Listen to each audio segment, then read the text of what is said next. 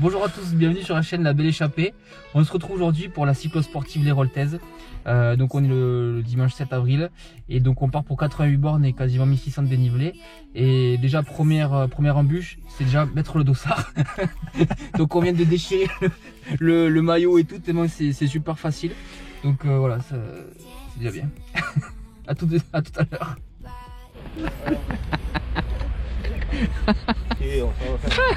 Avec des épingles à nourrice. Ah, tu fais en plus. Ah ouais. C'est vidéo gag ici. Hein. Ah ouais. En plus, on dit, des fois qu'on est voir comment ils ont fait quand même. Le piqué là. Le piqué là. Oh, ça. Oh. Ouais. Tu vas avoir le pneu là. Ouais. Et j'ai des pinces, ça y est. Tu veux que je cherche la pince? Voilà. Tu le piques là, mise au milieu là. Attends, on a des pinces hein, pour deux. Attends, on a une pince vraiment, tu fais pas chier. Ouais, quoi. Oh putain. Elle est brute hein. Ouais, ça va, on a compris. Ça. Oh les cons. C'est lequel qu'il faut mettre, le petit là? Eh ben ouais. C'est pas celui que tu viens d'enlever. Ça va, impeccable. Une première remonte. Une première remonte.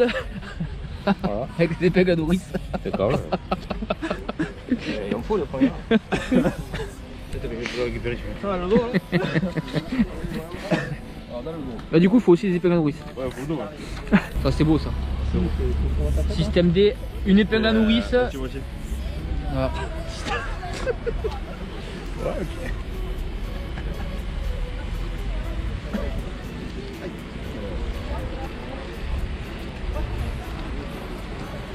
C'est le bien, s'il peut les faire, monsieur. Merci. Ouais, merci. Ah, attends.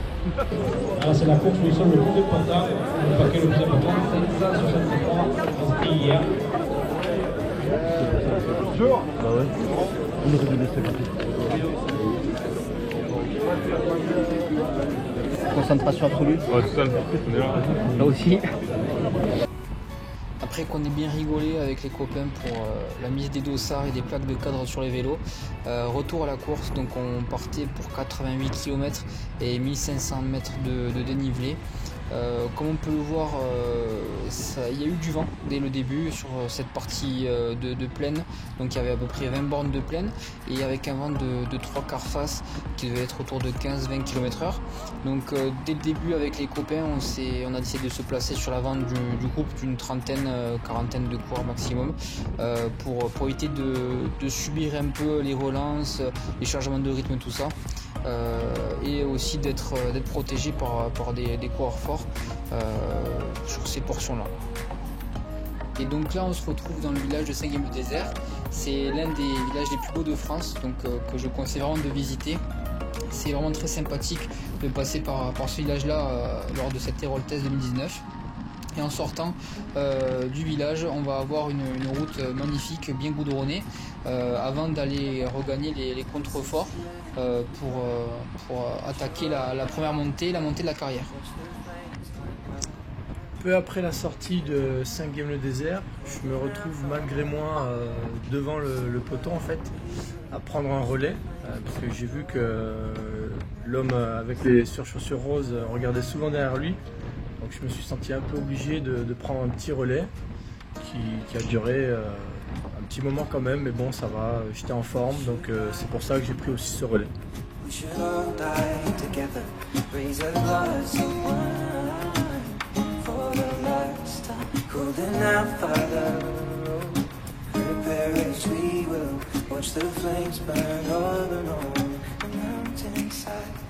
Desolation comes upon the sky.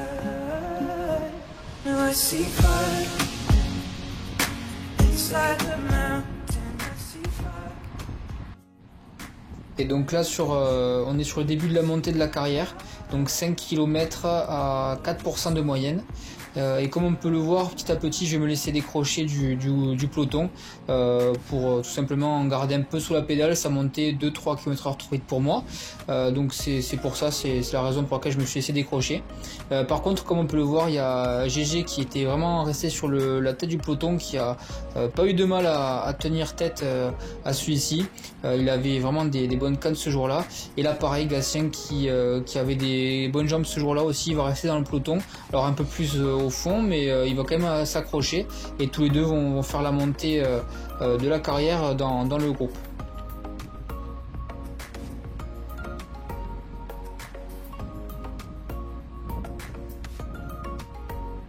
À ce moment-là de la course, Gatien et moi on a monté le col des carrières assez facilement et du coup on ne savait pas quoi faire, donc on a ralenti, on a laissé partir le groupe pour attendre Thomas en fait, mais au final on s'est retrouvés que tous les deux et on a pris la décision de faire un effort pour revenir sur le groupe qu'on a laissé partir et malheureusement on n'a pas retrouvé Thomas. Ouais, le premier col est franchi. Je me suis retrouvé tout seul. Les copains ils sont allés plus vite que moi sur la première ascension. Du coup je me retrouve seul. Et comme ça j'ai mon rythme du haut l'heure. C'est pas plus mal. En tout cas on a vraiment un beau paysage sur cette course. C'est assez joli.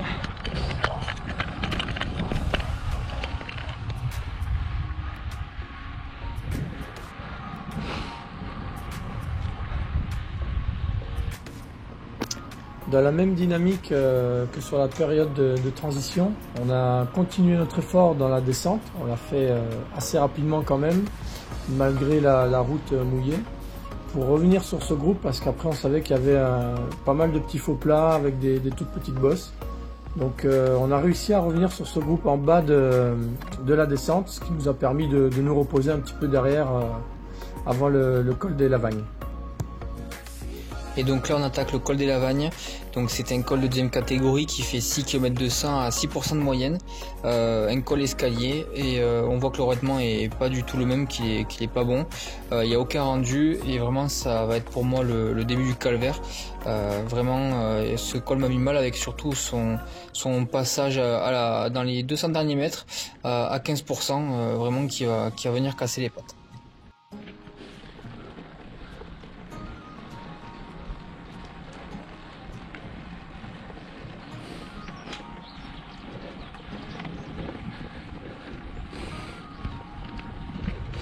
On est dans le col des Lavagnes, très dur, très dur parce que c'est un col escalier, il y a des portions très pentues, puis c'est replat, là voire descente là, par exemple maintenant, donc c'est très compliqué de trouver son rythme, donc j'espère que ça va pas trop puiser dans les forces pour le prochain col, le col du vent, le dernier, donc on va voir. En tout cas là il reste 3-4 bornes sur ce col là, et après descente et dernier col. Donc en haut du col des Lavagnes, il y avait un ravitaillement et c'est là que GG le Belge et Gatien ont décidé de m'attendre et pour qu'on se rejoigne et qu'on fasse un petit bout de chemin ensemble.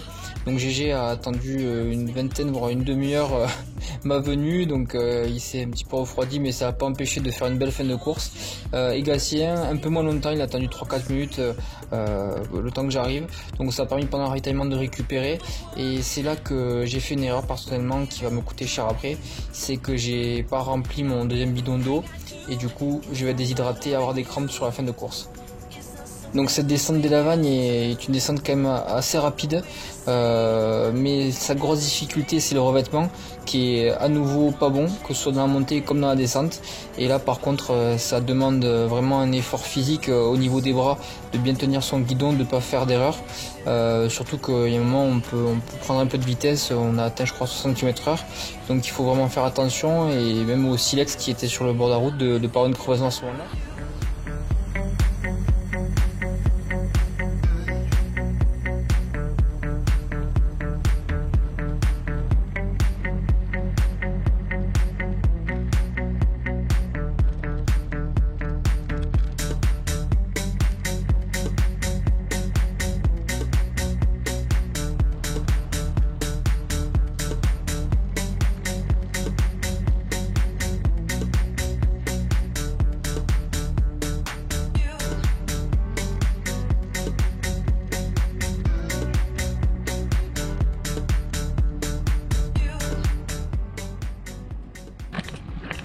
Donc on est dans le dernier col, le col du vent, pour atteindre le dernier dénivelé. Là il reste 3 bornes sur ce col. Les copains vont un peu plus vite que moi. on s'est rejoint au ravito et après là on a dit qu'on faisait le col chacun un peu de son côté, on se rejoint en haut sûrement et c'est dur là, il faut épuiser vraiment au bout de ses forces, c'est vraiment compliqué. Allez, on se retrouve pour le final. Allez, la station est passée, la dernière. Les copains sont devant, ils ont commencé à descendre déjà, donc je vais essayer de faire la descente pour revenir sur eux pour finir avec eux dans le final. Voilà, tout de suite.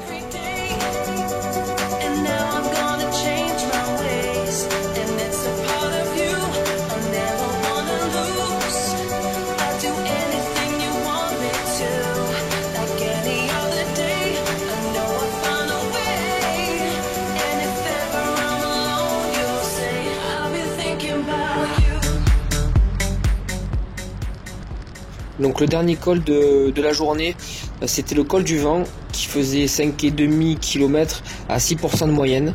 C'était un col qui était totalement différent du col des Lavagnes précédemment, car c'était un col qui était vraiment très constant au niveau des pourcentages, donc c'était beaucoup plus facile de prendre son rythme dans ce col et donc d'avancer assez rapidement sans vraiment trop piocher.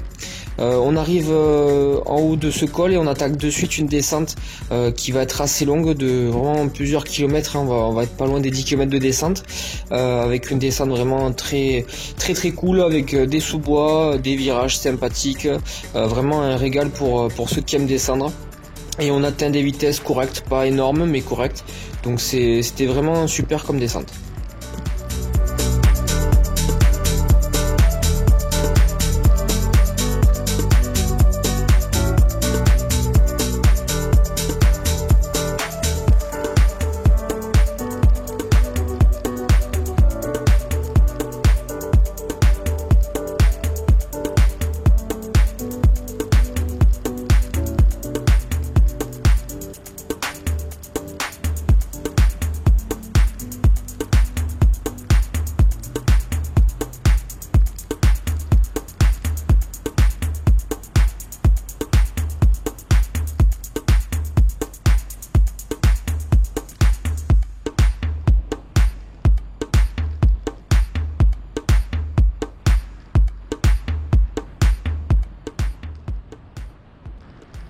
Pour vous expliquer la fin de course, ça a été totalement différent pour chacun.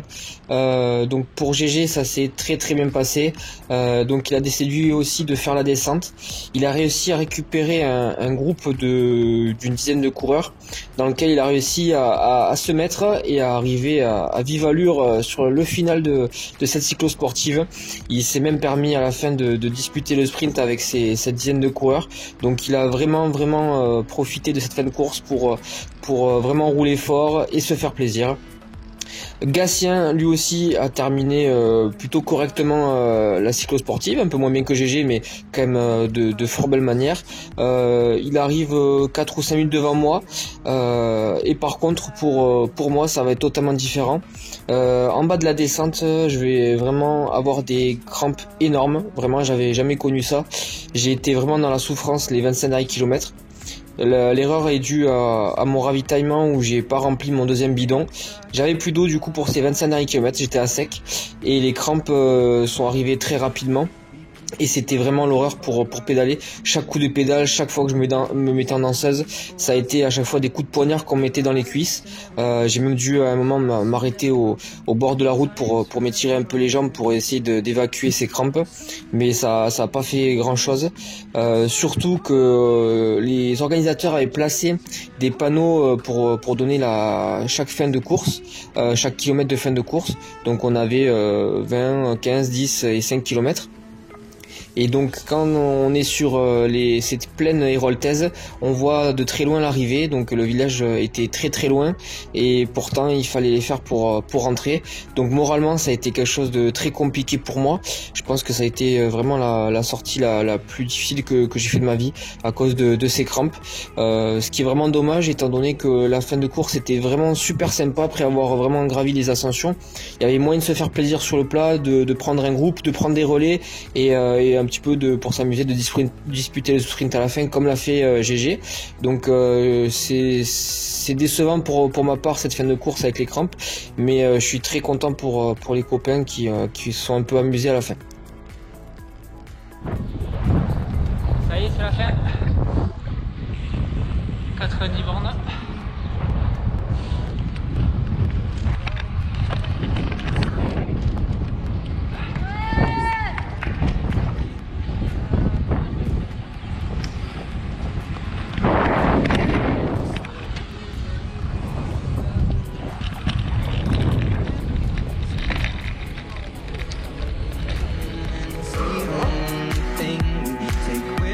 When we die,